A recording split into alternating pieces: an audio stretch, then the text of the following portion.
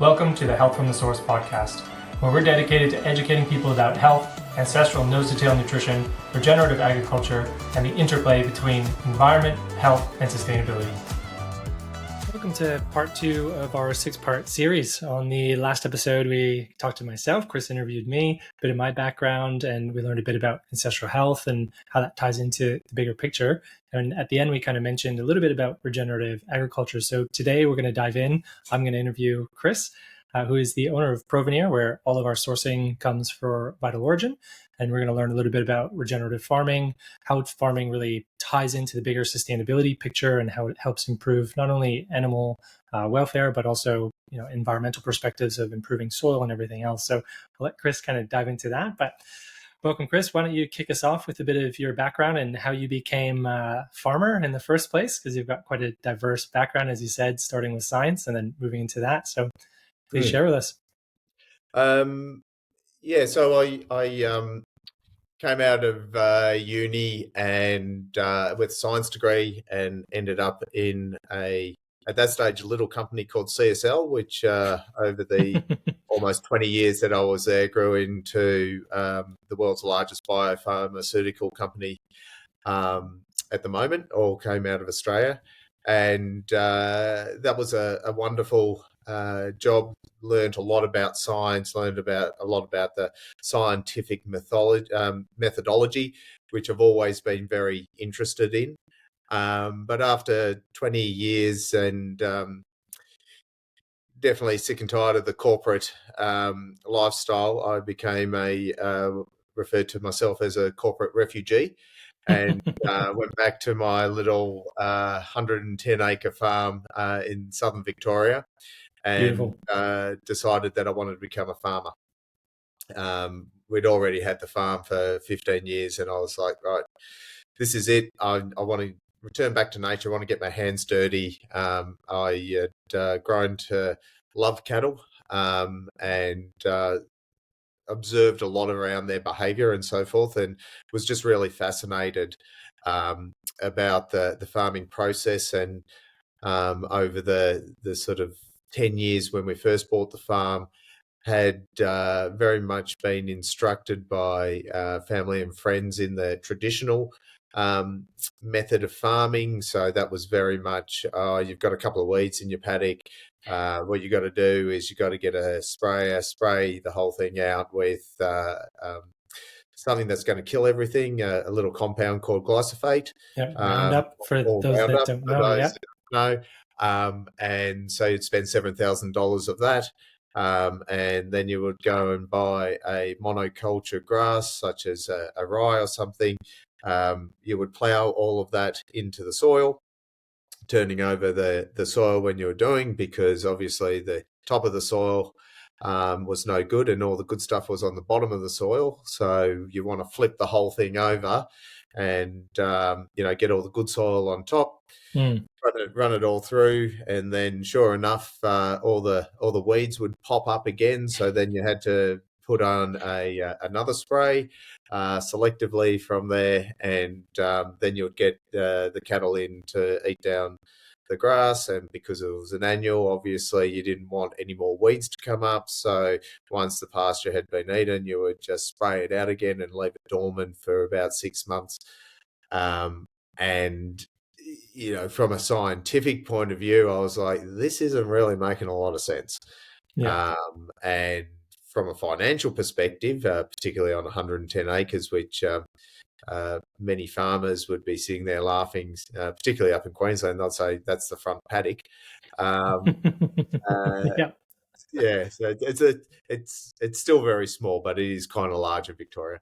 From a financial perspective, I was just going backwards completely. So I started to have a read of a couple of individuals, namely Alan Savory was one of them, who is pretty much considered the grandfather of regenerative farming. He's a Zimbabwean.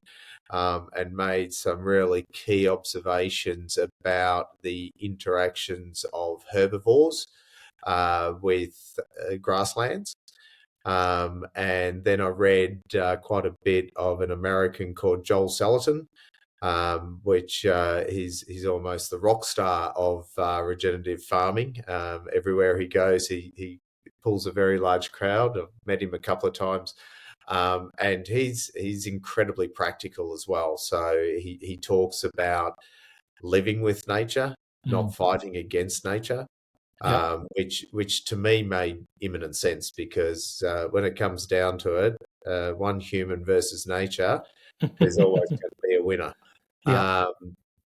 And so I started reading a lot more about that, and I was really intrigued about my preconceived ideas about what was what. I read an incredible book called Weeds, and the opening was written by Costas, who's a well-known gardener as well.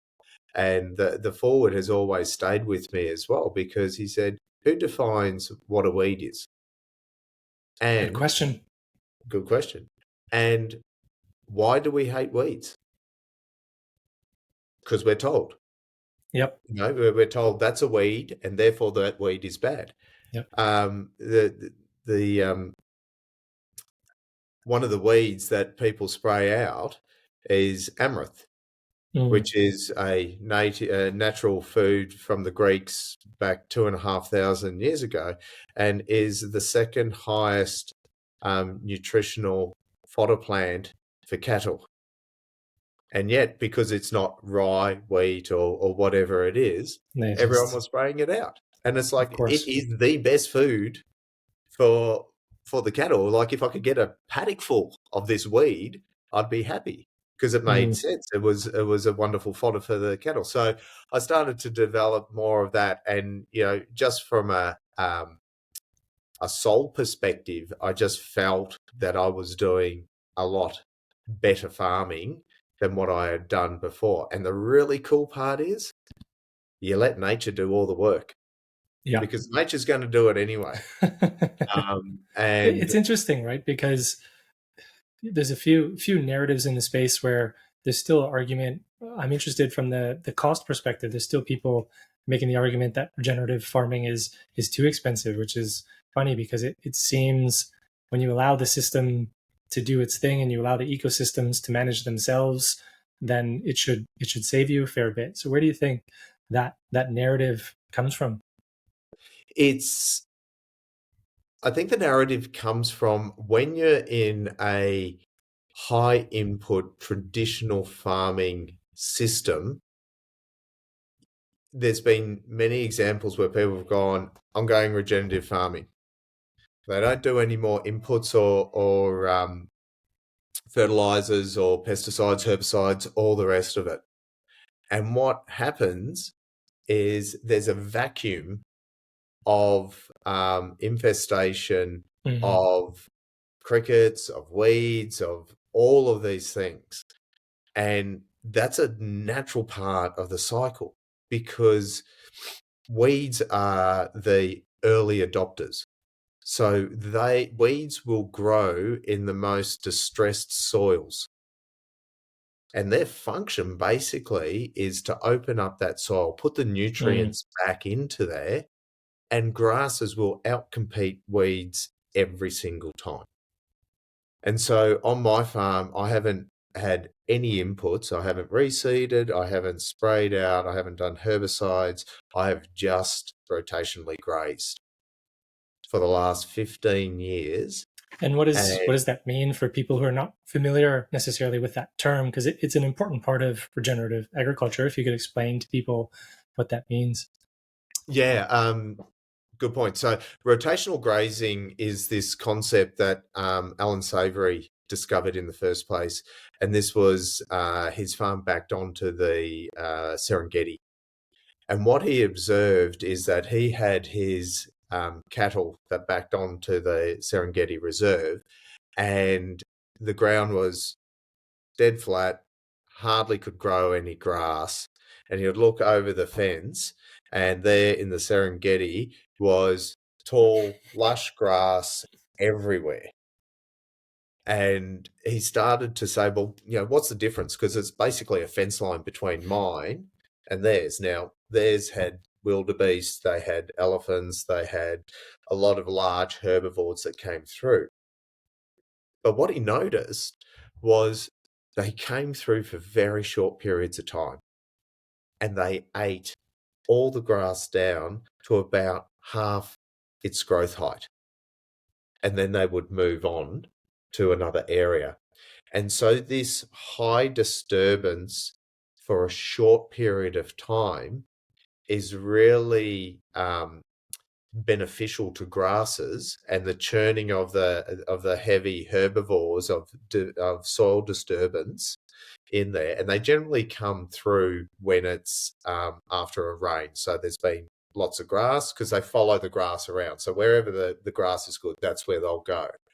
And so that disturbance of the soil actually regenerated the soil microbes, as opposed to his cattle that were constantly on the land, always walking around and eating the grass down to such a low point that the regrowth rate is actually proportional to the height.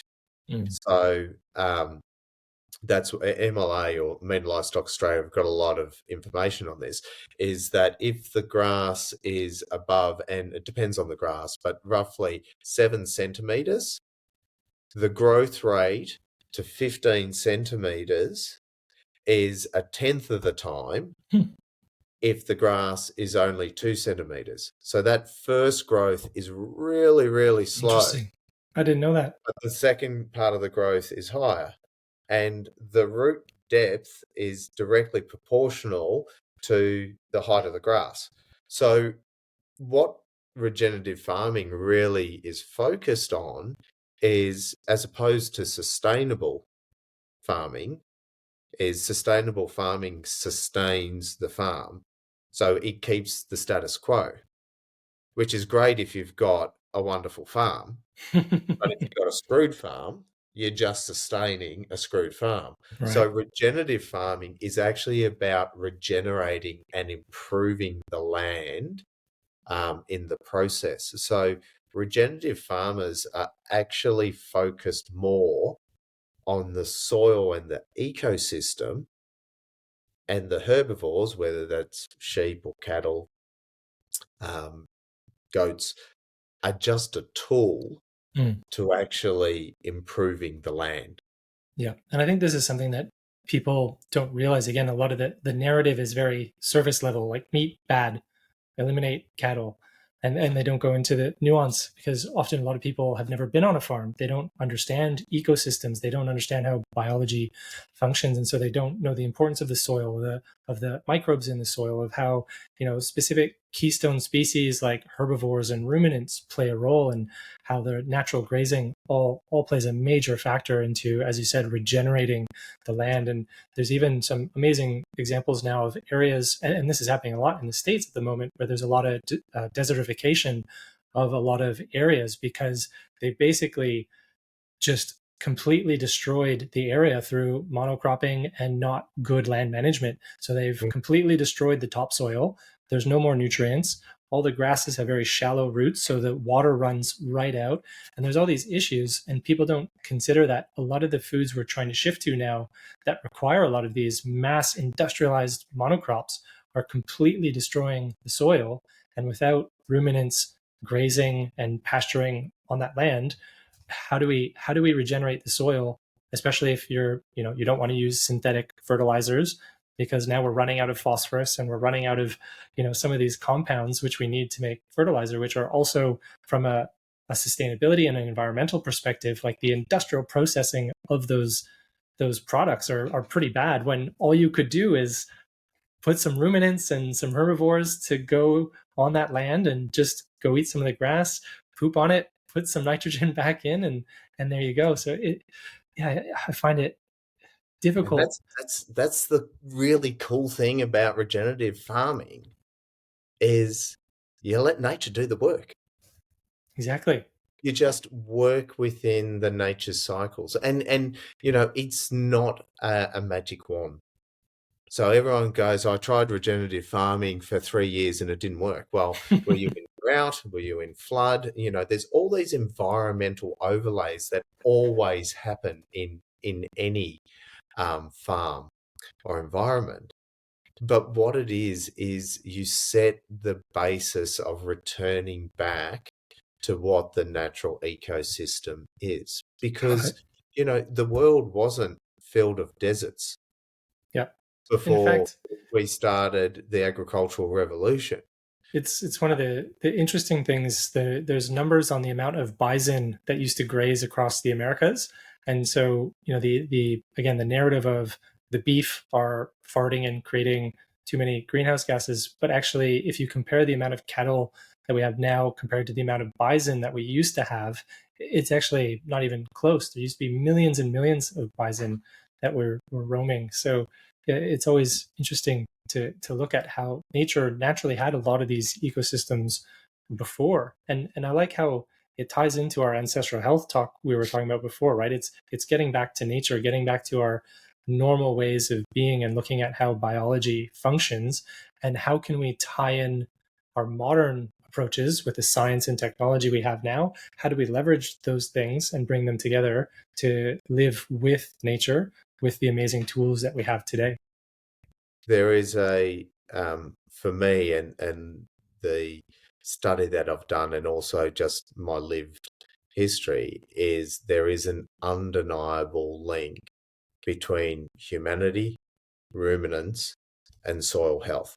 It's Absolutely. all of them are completely linked together, and if we screw with that, you know, each one of those key elements actually fall down. And so, I've had many discussions with vegans. So, I'm in the business of processing cattle, which we'll get onto a little bit.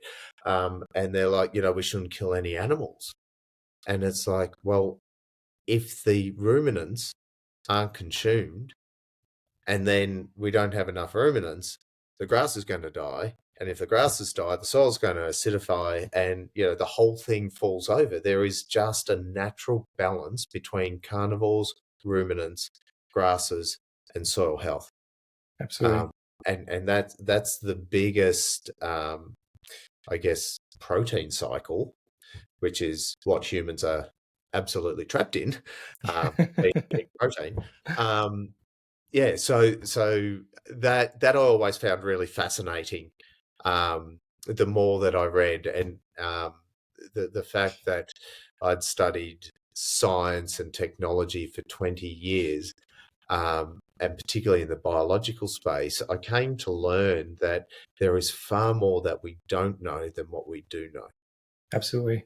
Yeah. which And is there's which this, is where science is. But the assumption of science is we know everything, and we're just really so clever because we just learn the next thing. yeah, All of that exists around us all the time. We just don't know it until we develop the technologies to understand it. It doesn't mean that these things didn't exist beforehand. yeah, it's a classic sort of hubris, I think, of our species, unfortunately, where we think we know many things. And there's a good engineering analogy that a lot of people use. It's the aspect of a complicated system versus a complex system. And so we tend to look at things as complicated, which can be reduced to something. So our reductionist scientific approach often works really well, but biology and ecosystems are infinitely complex. And Yeah. so there's so many interactions that it's almost impossible to really know that complete effects. And this is where I worry about the direction we're going now, where we think we can, out engineer our way out of our food systems and remove ecosystems, things like, lab meats and these artificial meats that I don't know if they're food or what they are, but they were definitely going down a different range. And I'm sure we can go into a bit of a rabbit hole with that. But you mentioned obviously your farm and Provenir. I'd love to talk about that because Provenir, which is your company, is obviously doing some phenomenal work in the space of not only meat but supplying what we do as well. So why don't you share a little bit about Provenir and what they've done and some of the first in the space of the stuff that you've brought to market? Yeah. So Provenir is Australia's first and currently only operating commercial mobile abattoir. So what we say quite simply, instead of the animals going to the abattoir goes to the animals. There's a lot of animal welfare considerations that go into that. So coming to the conclusion that we are carnivores and that we will eat ruminants, once there is an acceptance of that fact, then the next stage of animal welfare is, okay, if we are going to consume and process these animals, how do we do that the best way possible? So for myself, having lived on the farm, I had consumed my own cattle and had tasted the difference of home slaughtered meat. And at the time, I just thought that I was producing the world's best beef. And lucky me, which I discovered afterwards, it wasn't. It was the fact of removing stress from the animal actually has a really positive impact to the meat quality from there. So we got into what's called a startup incubator. So basically, these are programs where people have an idea and other rich people, if they think it's a good enough idea, they back it and they start you up as a startup company. So we went into that. We won a couple of awards in that, and the whole concept was we wanted to produce Australia's best beef. And for us to do that, it was through a mobile abattoir. So we take the stress out of the animal. The animal never has to go on the back of a live transport truck, never has to go to a sale yard, never has to be transported again to an abattoir, never has to go into lairage or the holding pens before that, which are quite noisy and have artificial light the whole time. And so if we can remove that part of the process, then I think we're rewarded with a vastly superior product, and it actually marries into the welfare aspects that, animal born on the farm, raised on the farm, processed on the farm, never has to, move beyond the farm, which is the natural place for the animals to be. Took probably 18 months to get the idea off the ground. We had some wonderful people support us along the way, and we got several grants from Meat and Livestock Australia, which have been a wonderful supporter of innovation in the red meat industry. And then we had some sort of key individuals that, what's the expression? The teacher comes when the student is ready. And so one of those people was an individual called Theo Hanakis, who was a very experienced businessman, and just loved the idea and the passion that we had behind what we were doing. And he got heavily involved in the business and gave us a lot of the guidance to turn what we thought was a great idea into a great business as well. So Provenir, jump forward now. Provenir has been operating for 5 years.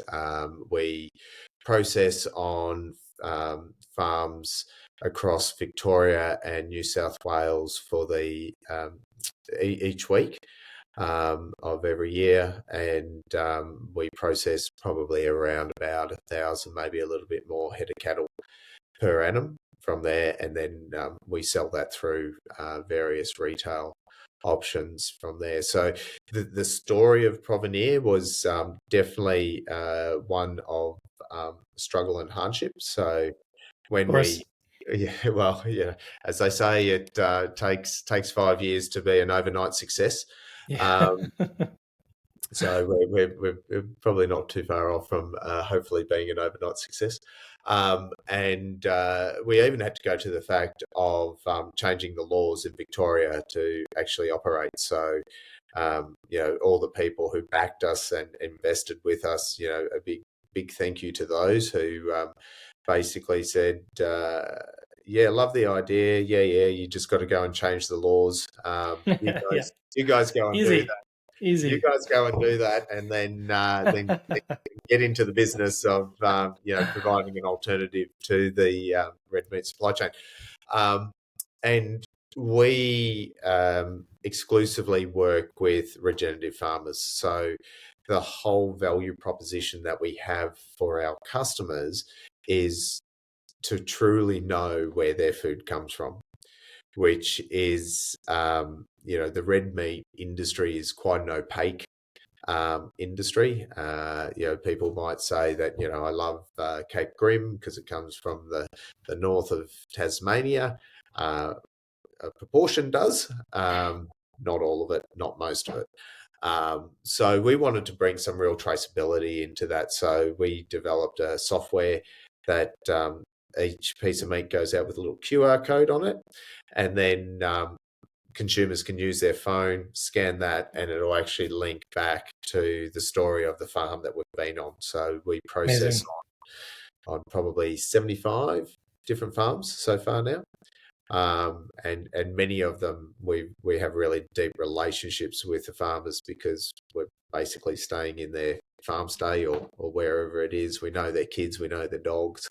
Yeah. It's quite a beautiful relationship that you develop with the farmers who care so much for the cattle that they have, and you can really see the care that they put to the land. So, I think what that's another thing where I think people often have the wrong image of farmers, especially people in the cattle and meat industry.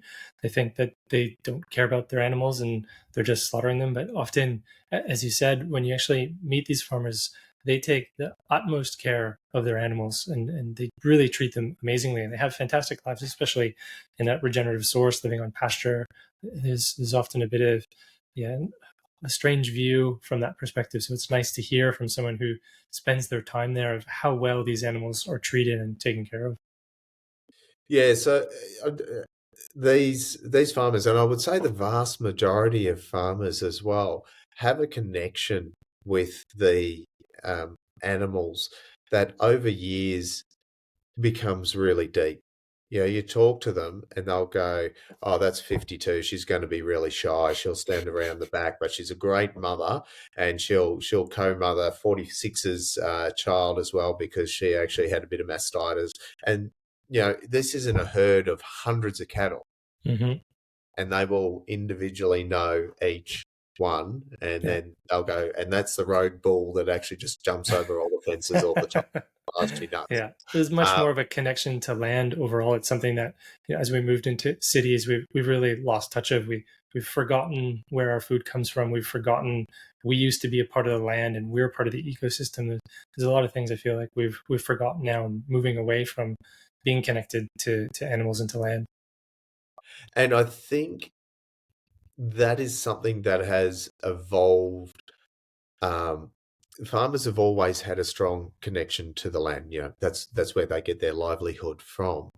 Um, but I think science and um, poor science has actually led to to a lot of the problems that we have with the land, with the artificial fertilizers, with a lot of the pesticides and herbicides. They did really limited studies. Does Mm, this work? Does it kill a grass? Yeah, great. What's the bioaccumulation of it? What is the bioaccumulation into the food chain of it? None of that was done. yeah, short-term thinking often. Correct. Okay, you got weeds. Here's your solution. A bit of snake oil and so forth. And you know, then often within the farming community, you're looking at what Bob's doing. Oh, Bob's using that. I better Yeah, get some of that as well. groupthink. And then it goes there. So that kind of thinking, regenerative farming, just in the last like 7 years, I actually started regenerative farming even before I knew what regenerative farming was. It just was probably just a bit of a tight ass and couldn't afford all the different chemicals and just thought, well, here's an experiment. Let's see what nature does. Yeah, and at the start, and I can remember probably 6 years ago, people were saying, "What's going on? You haven't sprayed out your paddocks." And I was like, "I'm not doing that." And they're like, "Oh, you'll have too many weeds. It's not fair. You're going to have," and it's like, well, I kind of think that the weeds have a purpose and they have a role in nature. Oh, yeah. So, right now there's fabulous organisations. There's Farmers for Soils. Like, it's getting a bit of a groundswell, which is great from there. And now I think the story needs to evolve to, okay, how do we support as consumers in the city? How do we support the farmers that are doing the right thing by the lands? Because the fact is that Australian farmers own way more land than all the city dwellers put together. Far more, So far if you more. look at it at that perspective, but as there's far more city dwellers than there are farmers, and the farmers produce the food for the city dwellers. How do we create a transparency so those that do care about it and live in the city can support the farmers that they know are doing the right thing by the land? Yeah, and that's where it's amazing you have that aspect of transparency and actually traceability and being able to follow where everything is coming from. I think through education, hopefully we start to spread the good word more and more, and people obviously drive things through their pockets. And I think the more people become aware, and you might have to spend a little extra, but if you care about sustainability, like a lot of people say they do, you really need to start considering where your food comes from and where your meat comes from, and start to support more regenerative farms. So I think we're starting to see a shift. It's nice to hear that from your side. You see that as well. It's always tough because when you're in it, you're sort of in an echo chamber. So I hope that it is getting bigger, and I am seeing more changes. So I pray that more people come around to regenerative farming, and thankfully, depending on where you're at, if you're an investor, not so thankfully, but a lot of the plant-based foods and things like that are sort of not being successful, because I think in the long run, it's not going to be something that can be sustained for our population over the long run if we're not in alignment with nature. So eventually we'll come back to that. Cows will save the world. I agree. Absolutely. So And how the cows are raised is vitally important, but they are the ones that will eat the grass. Absolutely. And that's what we need. We need the grass to grow and be eaten. It's not the cow, it's the how, is a saying from Sacred Cow. Yes. And people will do better when they know better. Absolutely. Well, it's been a pleasure. It's been excellent to learn more about regenerative farming and what you do. And obviously, Provenir being a partner with Vital Origin, we're very thankful and lucky to be able to have really Australia's most ethical and some of the best products really in Australia. So we're very proud of that, and we hope to share that with more and more people. And obviously, as we go through this series in the coming episodes, we'll talk a little bit more about the nutritional components and specific products that we do have with Vital Origin. I'm keen to learn a lot more about that, Richard. Excellent. Well, we'll chat soon. Okay. Thanks, mate. See you, Chris. Thanks for listening to today's episode. If you enjoyed the content, be sure to subscribe so you don't miss out on any future episodes. And if you're looking to add in nature's most nutrient-dense foods back into your diet, be sure to check out vitalorigin.com.au and use coupon SOURCE10 at checkout for an extra 10% off. We'll see you guys on the next episode.